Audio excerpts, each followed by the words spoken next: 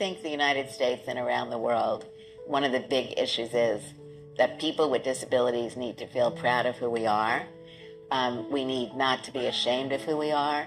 Many, many people with disabilities have invisible disabilities like epilepsy or diabetes or depression or anxiety or whatever the disability may be.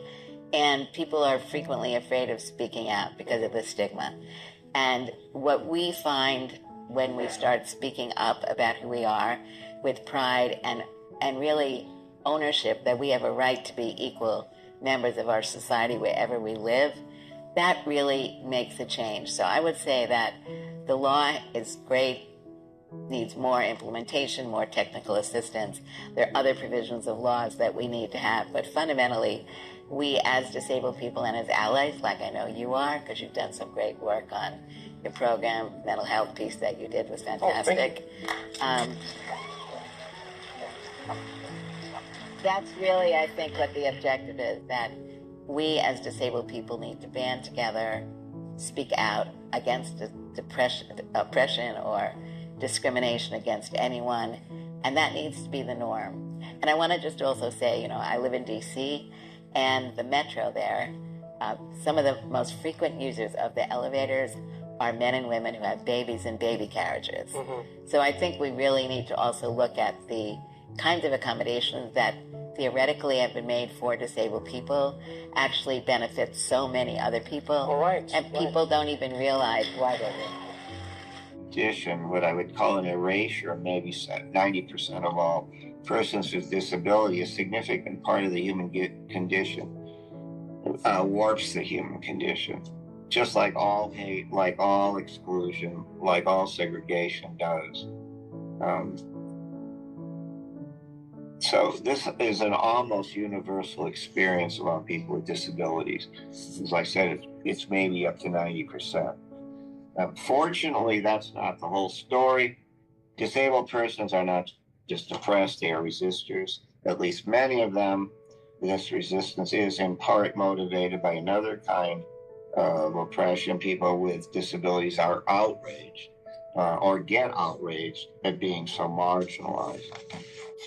Prongs of paternalism. You have shame, which is, and pity. Pity is what you direct onto a social group, but shame is the social group itself, what they feel, this feeling of inferiority. And, if you've been told you're less or defective or incompetent or needy or whatever the words that you might want to use for years, since you were born or since you were a teenager or whenever this began, many, many people will internalize that. And this is a huge problem for the disability rights movement. How do you deal with this internalization of oppression? Of course we are less, Well, I mean, if you believe the common sense that disability is simply bad and sad, a lot of disabled people believe that. Second question on independence, people with mental illness.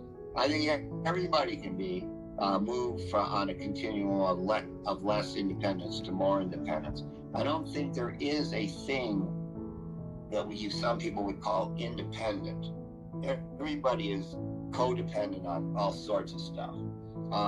But I do think if you demand empowerment and control, greater control of people's lives, you can move everybody from on a continuum of dependence to more independence. The goal is always to meet more control and more independence. It's not total control, total independence, because nobody's got that. No one's going to get that. And a lot of it has to do with listening to people themselves. What do they need, and helping them help themselves to articulate what they need. What are the main things? And I think my view is there's a dominant culture, and that's not the typical way we think of culture. And that I think in all cultures, people with disabilities have been historically excluded. Donald Trump facing new criticism for something he did on the campaign trail last night in South Carolina while defending his debunked claim that he saw thousands of Muslims celebrate the collapse of the Twin Towers here in New York. he appeared to mock a reporter with a disability. Take a look.